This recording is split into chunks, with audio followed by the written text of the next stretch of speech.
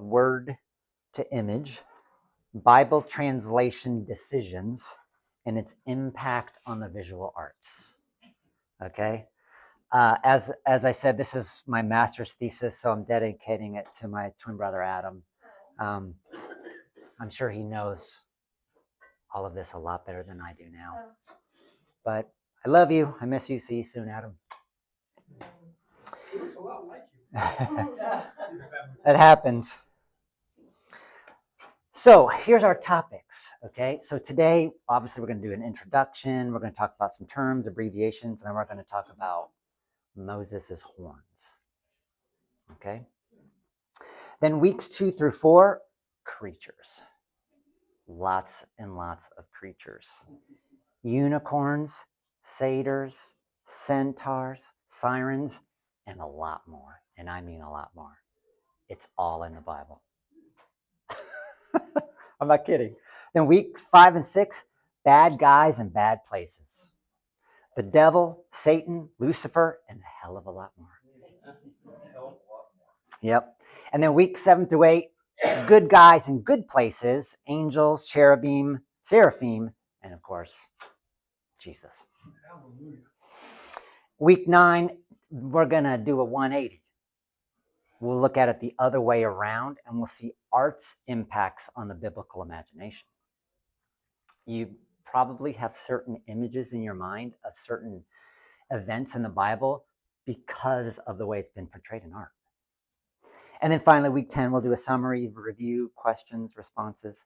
Of course, this is all tentative, let's say that.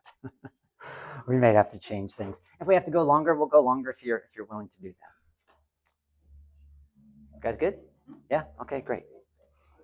Hello. Here comes strong. Did you make them from a little bit? Yes. College credit? Okay, so let's start with some terms, abbreviations, definitions. Hebrew Bible, I'll typically abbreviate it OT for Old Testament, but I'm usually going to say Hebrew Bible.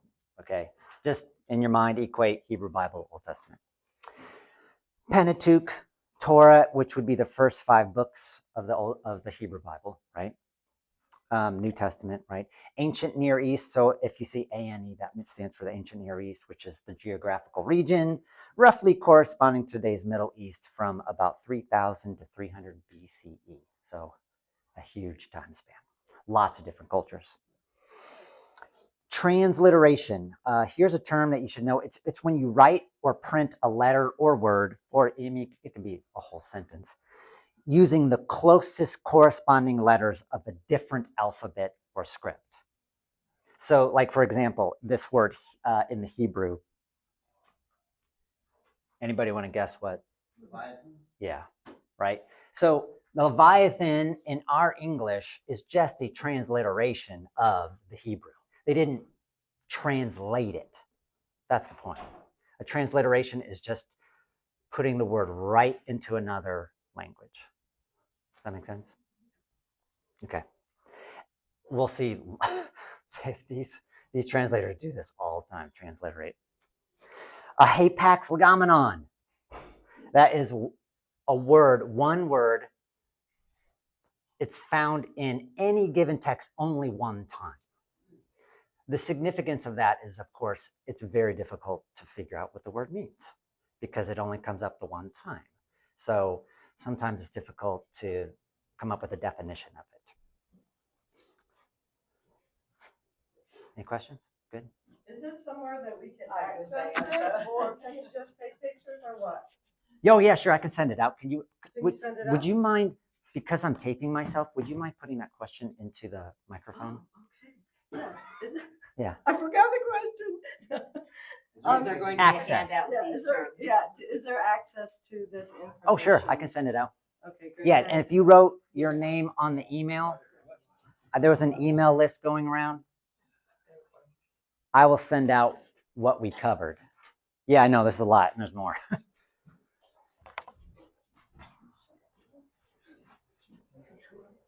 Okay, all of these terms are connected.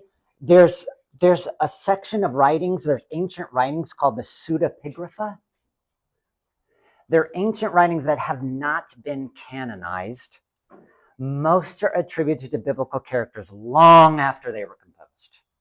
Okay, and here actually are some examples down here in Second Temple literature. Second Temple literature is like the catch-all term for pseudepigrapha and the Apocrypha or Deuterocanon. But you can see like the life of Adam and Eve. Well, Adam and Eve did not write that. Definitely didn't write it. Jubilees was said to be written by Moses. Moses didn't write it. And they weren't trying to trick anybody. They knew that nobody would think that Moses actually wrote it. That's just to give it some credence. They would pick a biblical character. Just about any biblical character you can think of, they used. So then the Apocrypha, Deuterocanon are books excluded from the Hebrew Bible and Protestant Bibles, but they're included in the Septuagint. We'll talk about that a whole lot today. And the Catholic Old Testament. So they're in Catholic Bibles and Orthodox. I didn't put that in there, but they're also in Orthodox Bibles too. So yeah, I'm sure you've heard some of those. Does anybody know any? Enoch is not part of the only church that sees Enoch as canon or even deuterocanonical is the Ethiopic Coptics. So Enoch actually would be pseudepigraphical. So a book like Tobit, for example, is in it's in a Catholic Bible, but it's not in our Bible.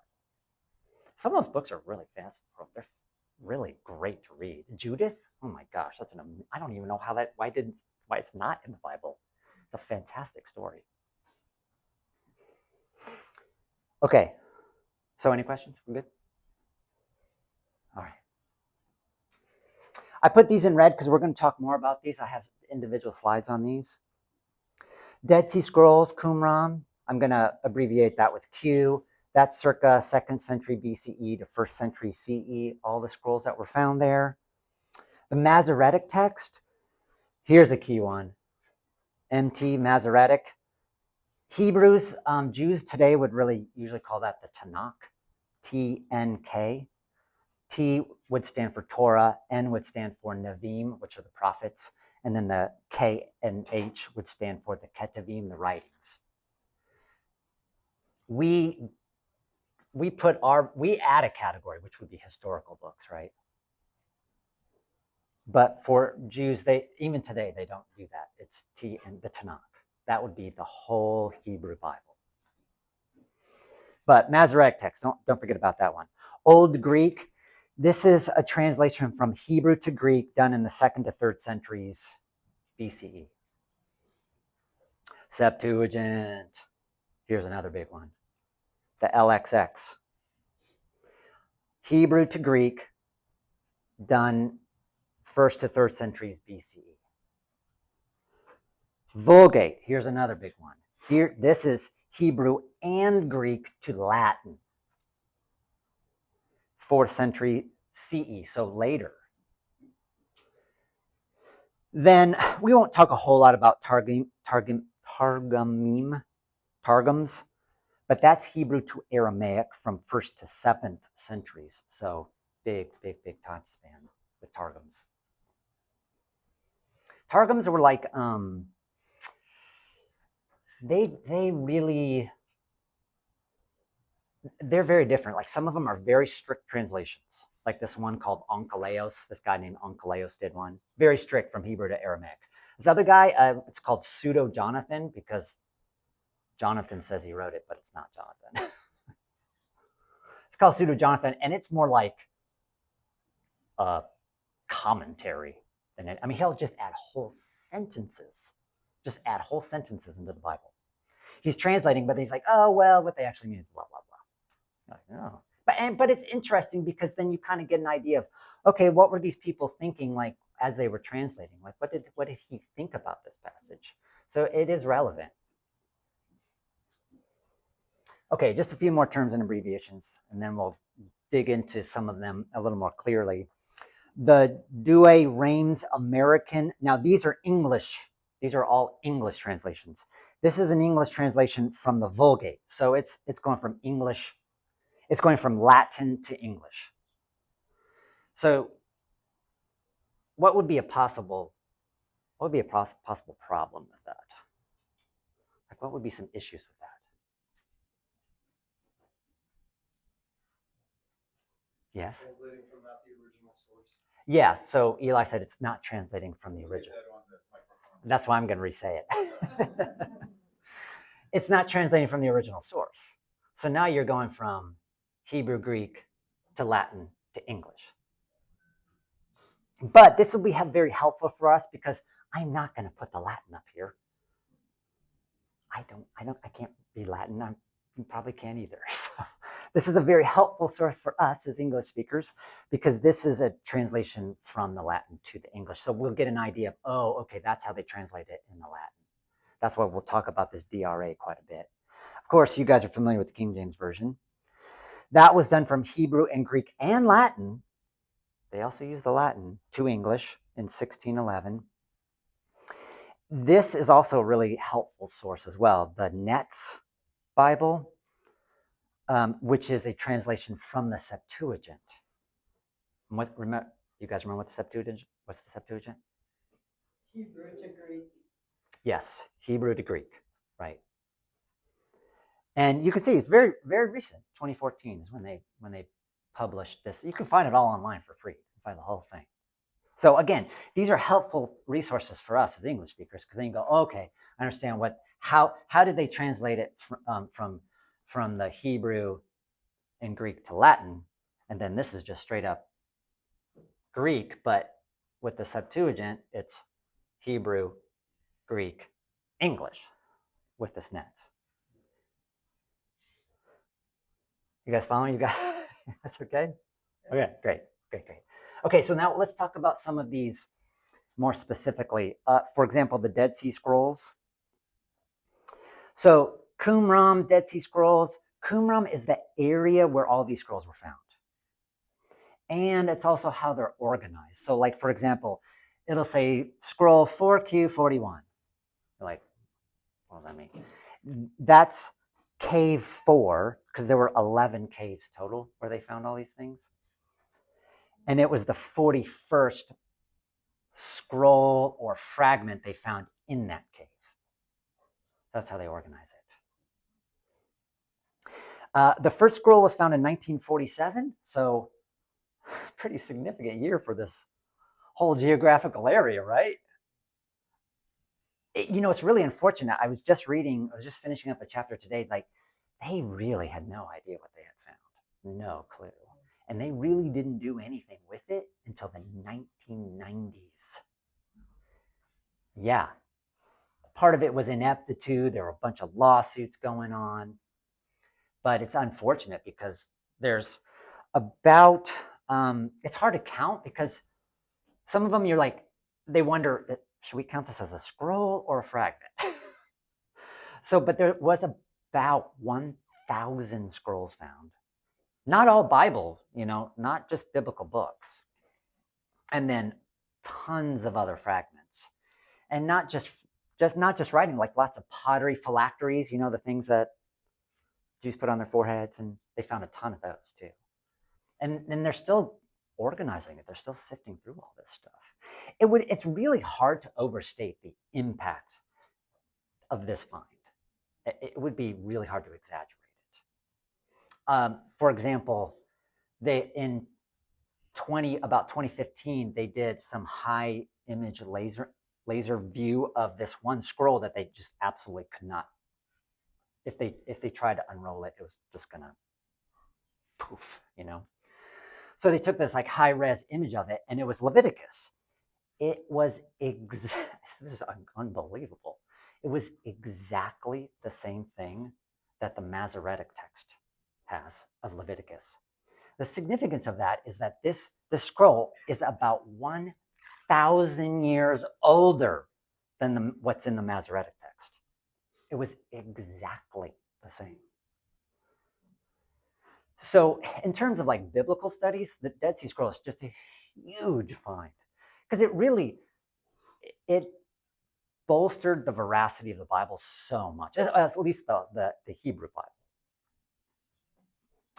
Yeah, okay, I already said that. Oh, this guy Emmanuel Todd, he's a stud. Jeez, that guy's crazy. Yeah, man. I was just reading his. Andrew? Yes. Question. You said the first scroll was found in. Oh, Yes, thank you. watch what I say. Yes, no, please. Andrew, you were saying the first scroll was found in 1947. All but Nehemiah were found in the Old Testament. Yes. What about the additional books that are in the Catholic Old Testament and the other people? Yeah, no, that's a great question. Yeah, so the Thank you. Deuterocanon, Apocrypha, all those books were found too. They were found. Yes, yeah. Yeah, it's interesting. I'm glad you brought that up because it's interesting that they didn't find Nehemiah when. So it makes them, makes us wonder. Maybe they didn't think Nehemiah was part of the canon because they didn't have it. Whereas they had dozens and dozens of scrolls of the same book. They had dozens of Isaiahs. Isaiah what seemed to be very important to them. But they didn't have Nehemiah, so, or at least they haven't found it. Yes. No, I don't want to. Okay. She doesn't want it to be on. Because we got to go. It was my understanding that, again, that whole community of monks and whatever, they scribes that lived there, everything was handwritten. If they made mistakes, they basically had to throw it away. I felt like a lot of the ones that were either impartial or partial, that's what was happening. That's why there were so many duplicates. Oh, okay. At some point in their writing, there were errors, something that. So when you went, Yes. a lot of the fragments, you're saying, they said a lot of the fragments were incomplete. They were because of a scribal error. Ah, okay. That's interesting. Yeah. Yeah. Okay. Yeah. Because that's what they said they did. It was just a group of, they did all day. They just sat and, and just.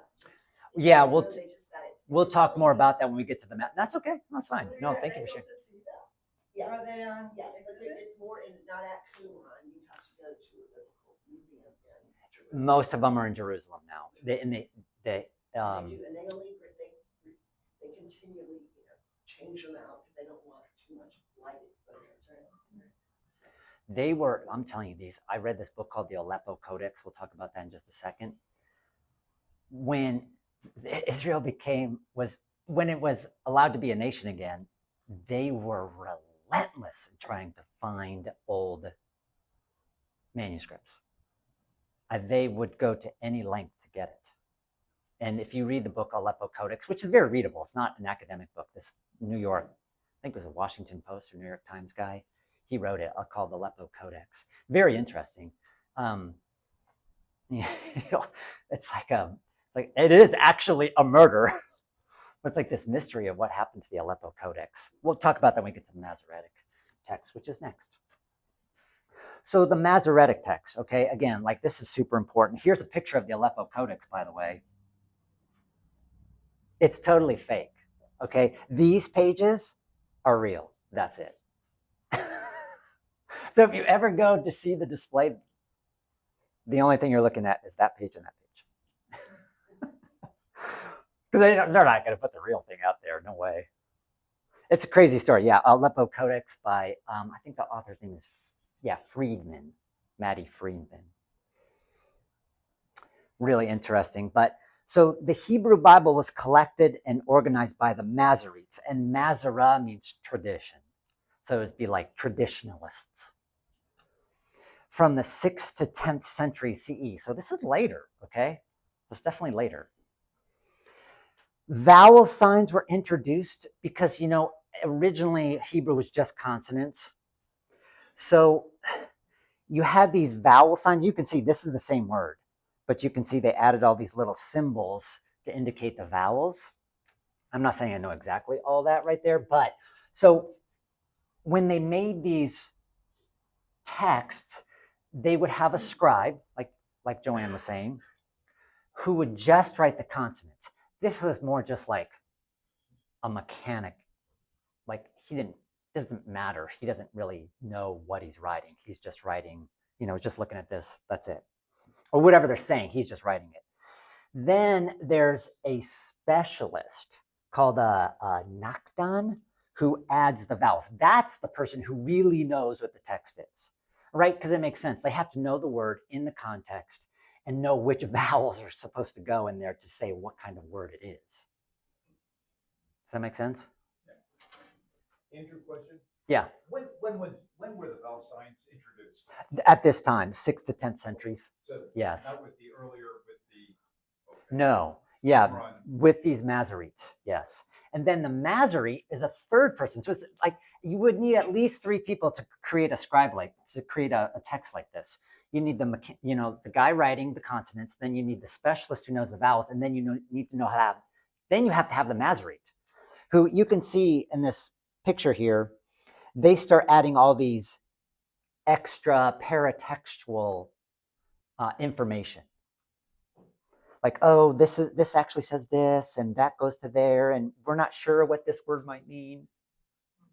So like little footnotes? Little footnotes. Yes, exactly. That's a good way to say it. So those are Masoretic texts. This Aleppo Codex is about one. Well, we'll talk about those in just. I have another slide here for that.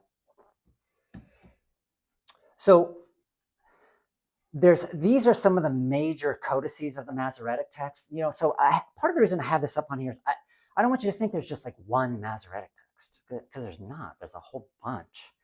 These are just 3 of the most important ones. I've mentioned the Aleppo one, the Codex Kyrensis. It only contains the prophets. This Leningrad Codex one is the most important one. It's the oldest surviving complete Masoretic text, like the complete Hebrew Bible, like exactly what we have in our Hebrew Bible is included in the Leningrad Codex. And most importantly, it's the basis of these 2 books called Biblia Hebraica Stuttgartensia and Biblia Hebraica Quinta. You don't have to remember those names, but the point is, though, that this Leningrad Codex, this was used, and it still is used today, to translate from the Hebrew. This one.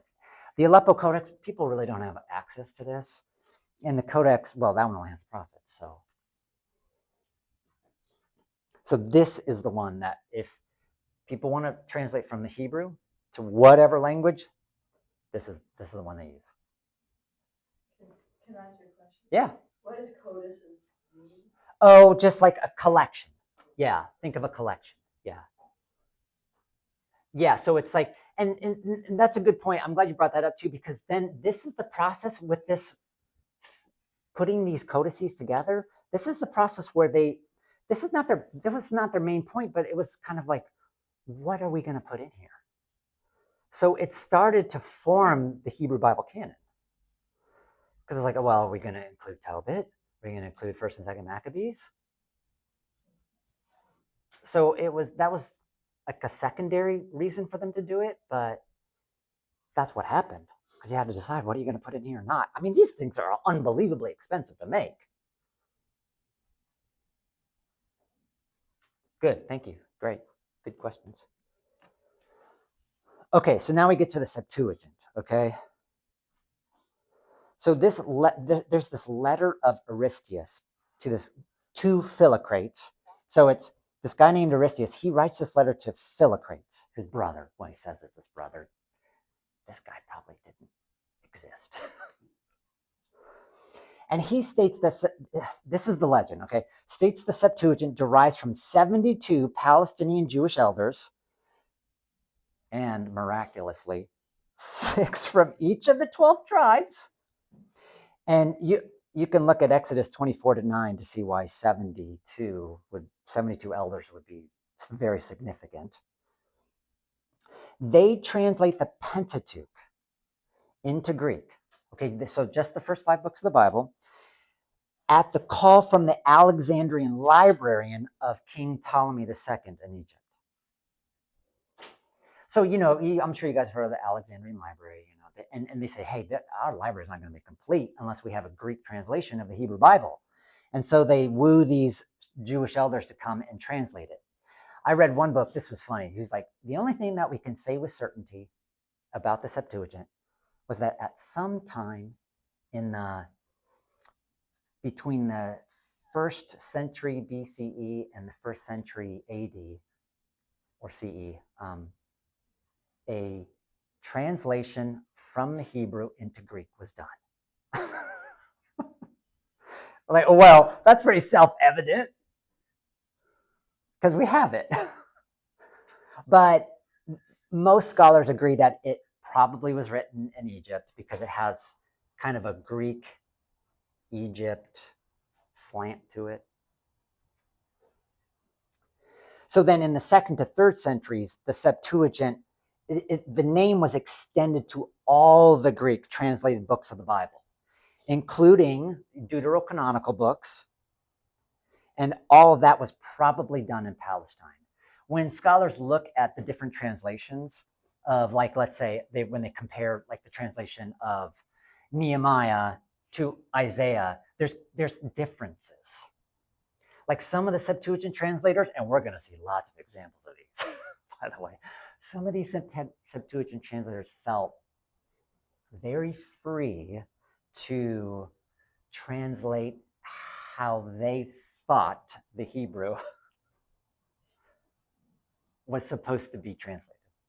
Others kept it very, very strict.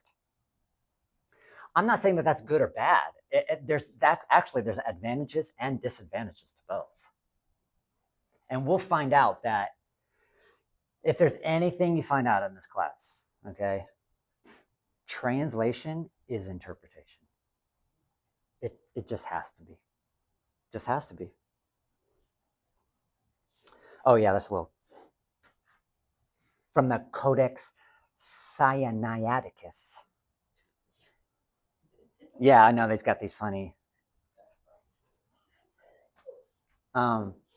It's just because it was found on Mount Sinai. We'll talk about that in just a second. So there's not much of. I just want to mention this because the Old Greek and the Septuagint, there's really not a huge difference between them. But the point in me bringing up this is that the Septuagint isn't the only translation that from Hebrew to Greek. There were translations before the Septuagint. There were tons of translations after the Septuagint. So all of those are called Old Greek. But most people just say Septuagint to talk about all of them, although the Septuagint technically is its own thing. But these guys, Theodotion, Aquila, Symmachus, I think, Origen, this guy played a big role in the Septuagint. And Lucian, like these guys all did their own translations from the Hebrew to the Greek. In fact, this is Origen's, it's called his Hexapla. The Hexapla, because it had 1, 2, 3, 4, 5, 6 columns. This is a fragment of it, and then behind that is a reconstruction of what it would have looked like. People cut it up throughout the years. But what it was in the first column, Origen had the Hebrew. Second column, he transliterated the Hebrew to the Greek. I don't know why he did that. It must have been so much work. But then columns 3, 4, 5, and 6 were different Greek versions. Like one was Aquila's, one was Theodosian's. Most of them are very, very, very similar. But, it's weird, but because Origen, he had just like this totally different idea of what he wanted to do at Septuagint. He wanted to see what was the most expansive way to look at a passage. So, like, for example, let's say the Hebrew had an extra word or two in this verse. In column number 5, what he would do is he would add that in column 5 and expand the verse out. He didn't have any ill intentions in doing this. He just wanted to see what are the differences here. It's just that he rarely subtracted. He just kept adding more and more stuff. So, but he noted on column 5, he was very careful. Okay, this is added from column 3, and this is added from column 6. But what happened later was that, as you can see, people cut it up. And they stopped adding the parts where he said, oh, this is added from this version, this is added from the Hebrew. And it greatly expanded the Bible because people just weren't taking their time to really understand why he was adding and subtracting from things. Just by the way, Origen was condemned as a heretic in 533. Not that he cared because he was long dead. But it's interesting as I've gotten to know Origen more just by reading about him, he didn't have any, I don't think he had any ill intentions. His way of interpreting the Bible was just very expansive. But he never really comes out and says, okay, this is what we should believe. He's just like, well, we could believe this, we could believe that. And that's the reason why he kept expanding the Bible out. He's like, well, maybe there's a different way to look at this verse if we look at it in the Hebrew. What this does actually is it spells the end for the Septuagint because nobody had really taken the Hebrew serious. I mean, it was like, unfortunately, it was like, oh, that's for the Jews. Not that Jews didn't take the Septuagint. The Septuagint, for most Jews, would have definitely considered that as Holy Scripture. Just like we do, right? You know, the Bible in front of you would say, hey, this is Holy Scripture, even though I'm not reading the Hebrew and the Greek. They would have definitely seen the Septuagint as Holy Scripture. But he's taking the Hebrew seriously for the first time in a long time. And so people go, oh, maybe we should actually look at the Hebrew. So it kind of spells the beginning of the end for the Septuagint. Again, just like the Masoretic text, the Septuagint also has lots of different manuscripts. These are three of the main ones. Like I mentioned, the Codex Sinaiticus, because it was found at Mount Sinai. That's debatable whether it's actually Mount Sinai. I shouldn't even say it was discovered. I mean, they were always there. I should say found. But it's at St. Catherine's Monastery, which is still there. It's like from 300 CE. The Codex Vaticanus, I'm sure you can figure out where that's located. It's still there. Codex Alexandrinus, again, probably from, people think it was in the Alexandrian library. It's all split up now. I think most of it's at the British Library now.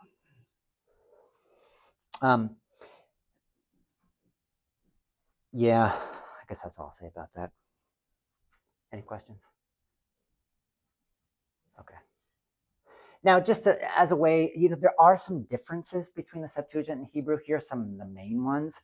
Like, for example, the Septuagint of Jeremiah was translated from an earlier, shorter Hebrew version. 2,700 verses that are present in the Masoretic text, the Hebrew, and our Bibles are not part of the earlier Hebrew edition, so they're not in the Septuagint. Later revisions to Greek translations added them. Now you would think, I thought, oh, well, maybe, didn't they find? I thought, well, I wonder if they found, which version did they find at the Dead Sea Scrolls? Like, did they find the shorter version or the longer version? They found both. Like, oh, well, that didn't solve a problem then. The Greek version of Job is almost 400 verses shorter than the Hebrew Bible. Honestly, if you've ever read Job, you probably know why. Like, oh my gosh, it's a work of endurance just to get through that. The book of Daniel and its Greek versions, the Septuagint and the guy Theodotion, also accumulated editions. And the Greek translation of Proverbs also has several expansionistic lines. There's just some differences. Nothing major, okay? Nothing that's like going to undermine the whole Bible. Okay, we're almost done with these, and we're going to get to Moses' horns. So the Vulgate, though, this is really important because we're going to see the way that Jerome, here's a piece of artwork by Albrecht Dürer. This is like typically what people think about translation, right? One dude hunched over. We'll see some more artworks by Albrecht Dürer. So in 382, the Pope asks, well, what they said was the Pope, right? Asks Jerome to translate the Gospels into Latin. The reason he did this was because, most people couldn't read or they didn't speak Greek anymore. And there were all these different translations of the Latin, of the Greek New Testament into Latin. But some of them were just really bad translations. Or then there were so many. It was like, okay, which one's correct? So the Pope's like, okay, Jerome, we need an authorized Latin version of at least the Gospels. So Jerome says, okay, I'll do it. And he does. It's weird, though, how he translated, though. Then he moved to the Psalms, which, by the way, he didn't know Hebrew at all. So he moves to Palestine. He moves to Palestine. He kind of had a falling out with the Pope anyway. He moves to Palestine to learn Hebrew. He has to learn it orally. There's no grammar books. He learns it. And so he starts translating. So what he originally did was he translated from the Greek to the Latin. But then once he gets to Palestine, he realizes the Hebrew version, and he thinks, oh, the Hebrew version is probably the same as the Greek. Well, it's not, just as we've learned. So he's like, oh my gosh, I gotta learn Hebrew. And so he does, and then he translates it all over again from the Hebrew. Like, dude. Recent scholarship has concluded that Jerome did not translate the rest of the New Testament, though.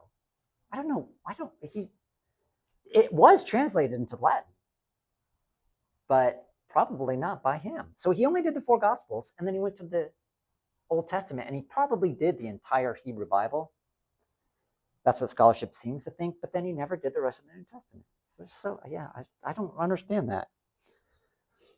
But words such as justification, salvation, they come straight from the Latin.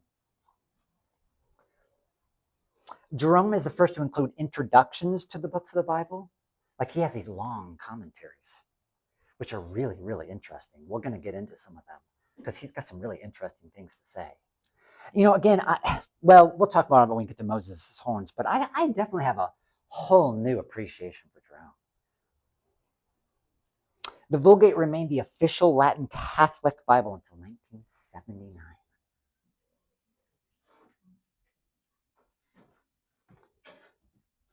Okay, so then we get to English Bibles. So the oldest complete Bible in English is probably the late 14th century Lollard Bible. They were a group of Christians who had broken away. The predecessor to the King James Version was Tyndale. You guys have probably heard William Tyndale before. 80% of the King James Version is Tyndale's. They just pretty much copied straight from him. Really, what Tyndale did was he created a whole new English language. He really did. He made up words. He had to. It's I don't know how to translate. What in the world am I going to translate this word into? Just made up words. So, and then the King James Version was a result of a need to streamline the burgeoning English versions of the Bible. As you can see, this is exactly what happened with the Latin Vulgate. It's there were so many Latin translations. It's which one's actually right? So that's why King James is we need an authorized version, that's what it's still called across the pond, right?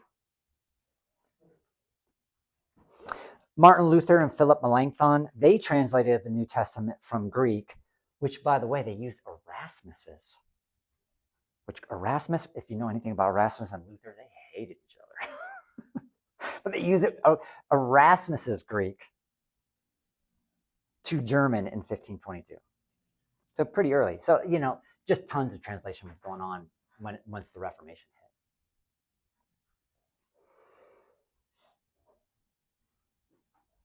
Any questions? Sorry, I know it's a lot of... I won't talk as much as we go forward. All right, let's sum it up, though. Okay, translation summary. Emmanuel Taw, this stud guy. Every translation of the Bible is bound to contain theologically motivated exegesis. You just can't help it. You have a slant to it. You're going to. And all of them do. It's like you're just going to have to accept it. But then I like what Bruce Waltke says. All major Christian translations of the Bible are faithful. None lead the church to heresy, and all lead to the cross. That's a great. I think what I've learned by studying this is that God's word is flexible. It's adaptable, and it's meant to be. And it gives me encouragement.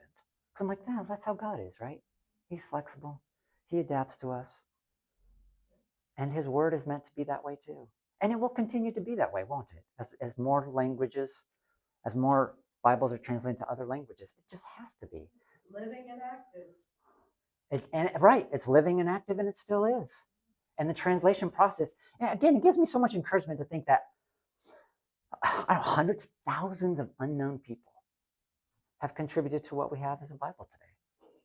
And we do live in an unprecedented time where we have access to the whole thing. I mean, think about it. For most of history, people have not had access to the whole thing.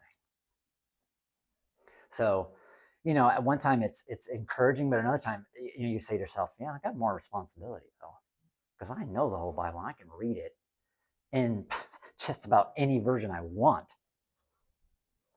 Now, unfortunately, I have the ESV up here because I want to tell a quick little story here, okay? This will illustrate Emmanuel Tov's quote here. So the ESV Study Bible, it's been a huge success. And remember, right, these book publishers, of course they want to get the word of God out there, but they also want to make some money. The ESV Study Bible was the first time, I think Crossway, they voted it like Bible of the Year or whatever, okay? But in this translation process, you should know the ESV only has men. Only men translated it. And on the redaction committee, only men. I mean, it's like you couldn't find one single woman. They have a very specific slant to their translation because all of these men are part of a group called the Council of Biblical Manhood and Womanhood, which is strongly complementarian. We're not going to go down that hole right now. But when it comes to the relevant complementarian versus egalitarian positions, they slant it toward complementarianism. Can you tell me what that is? I don't know that word. What is complementarianism? That would say men and women are equal in value and worth in God's imagers, but they have specific roles within the church and the family. Egalitarians would say equal worth and value, equal positions, roles in church and family. Whether you believe that or not, I'm not saying believe one or the other, but the ESV is slanted towards that complementarian view. In fact, this one guy read this article, and if you want the article, I can send it to you because it was in Christianity Today. They had this professor of New Testament at Bethel Seminary and Southern Seminary, this guy named Robert Stein. They paid him for his notes on the Gospel of Luke because he's like the Gospel of Luke expert. When they sent him a copy of what they were going to publish in Luke, Stein's like, no way. Like that's not reflecting my notes. And they're like, well, too bad. We're going to just publish it that way anyway. And he's like, well, take my name off that Bible then. I don't want to be seen as a contributor because those are my notes. And where can I send the check back to? They did take his name off. So if you have an ESV Bible study Bible, you will not see his name on there, but they wouldn't take his money back. So, and unfortunately, there was another scholar had the same thing. He said, in the article, it says, I had a very negative experience with the ESV committee. He was very frustrated that they wouldn't use his notes. In fact, he flat out says, they are translating it the very opposite of what I'm suggesting. Anyway, it's all to illustrate, it's all theologically motivated. Some of it's purposeful, some of it's not. Oh, good. All right. We got time for Moses' horns. Unless there's any questions about translations, abbreviations, terms. Okay, Moses' horns. Moses' horns. Okay, so Exodus chapter 34, verses 29, verse 30, 35. You can look it up in your Bible too and see what it says. This is from the DRA. Remember that DRA is the English, it's from Latin to English. So this is how the Vulgate, that dude Jerome, this is how he translated it. And when Moses came down from the Mount Sinai, he held the two tables of the testimony, and he knew not that his face was horned from the conversation of the Lord. And Aaron and the children of Israel, seeing the face of Moses horned, were afraid to come near. And they saw that the face of Moses, when he came out, was horned, but he covered his face again, if at any time he spoke to them. What's your translation say? Radiant, okay? Anybody have anything different instead of horned or radiant?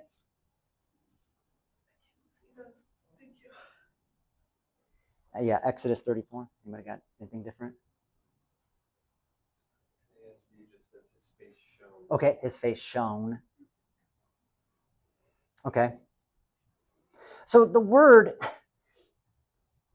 really does mean, like, it's a protrusion from the forehead. Well, what else is that but horns, right?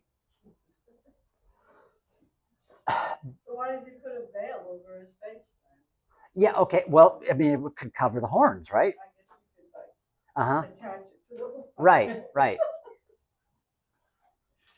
Yeah, you know, you could put the veil could cover the horns, or it could cover the brightness of it. It's just that this word never really means like shining. It means horns. But you're like, so why would, like, I always thought, oh, Jerome just made a mistake. Well, I don't think he made a mistake. Actually, I don't think he actually made a mistake. I think he put horned here on purpose. Well, just in the history of art, here is a 6th century mosaic from a church in Ravenna, Italy, a really famous church, the Basilica of Saint Apollinaire. Obviously, this is Moses, right? He's tending the sheep, and then he's at the burning bush here. But he doesn't have any horns. And we know it's Moses because, well, it's Moses. You know, just in case you're wondering. But he doesn't have any horns, right? So here's 6th century, he doesn't have horns. These horns really didn't even start showing up until about the 11th century. So, 5 centuries after Jerome made his Latin Vulgate. And by the way, I should have said this earlier. It's the West. Western European is using the Latin Vulgate. And that's all they used. There was no attention paid to the Hebrew. 0 attention paid to the Greek. In the Eastern Europe, they would be still using the Greek Bible. But that's all Rome's influence. Okay, so here's a fresco. So this one is 1366, 1367, big, huge fresco in this church. There's Moses, right? Now he's got something sticking out of his head. There he is right there. Isn't that funny too, right? Like they put that's like the Pope or some church guy. Oh, and then next to him is a bunch of biblical characters, by the way. Like, oh, you guys are not quite as important. And then here are some heretics down here. One of them is Muhammad. You can see with his turban on there. So is there a distinguishing factor in the other characters on the top row that you would know Yes. that's who they are? Yes. Yeah, there are distinguishing factors for these other people. In fact, I believe that it's... In there? What's that? Jesus. No, I don't think so. I'd have to zoom.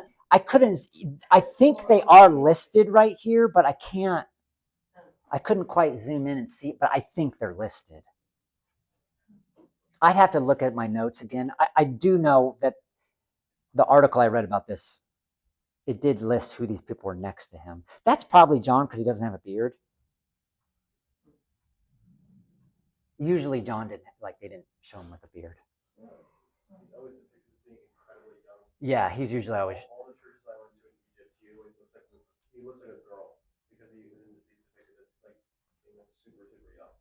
Yeah, so Eli was saying, I'm just saying it for the video, that when he was in Egypt, every image that he ever saw of John looks super young, almost like a girl. In fact, that's probably why he was allowed at the cross. I mean, have you ever thought about that? Like, why was John allowed to go to the cross? Because he was just a kid. You think the Roman soldiers care about a kid? But the other guys, they're, probably 18, 19, 20 years old. Like, well, you guys can't be here. But some 14, 13-year-old kid, who cares? So they weren't allowed to be? Probably not. I doubt it. I mean, I think His it, mother was. because they're The women. women could be there. Yeah, probably they probably would not have been allowed. I mean, the Roman soldiers, get out of here. Just because they could have caused problems? Exactly. It's a speculation, but it makes sense. The most famous horned Moses is Michelangelo's. Unbelievable, beautiful sculpture. You can see it's actually part of a huge tomb of Pope Julius II. But there he is with his horns. And so from this time on, here's another one, an illuminated manuscript. We'll see a lot of these illuminated manuscripts. They're just like heavily illustrated Bibles. That's what they are. And I think this one's so funny to me because here he is. Obviously, Moses is at the burning bush. So this is anachronistic, right? He shouldn't have the horns yet. He hasn't gone up and seen God's face and then come back down. So, but they still put him with the horns. So it just shows you like how established it was by this time. Okay, you're going to paint Moses. You're going to put some horns on him. Can you tell us what is symbolic about the horns? Yeah, we're going to get there, and that's why I think. Well, you tell me, Sandy. You're a great Bible student. What's? Yeah, what's Part of the horn of your salvation. right?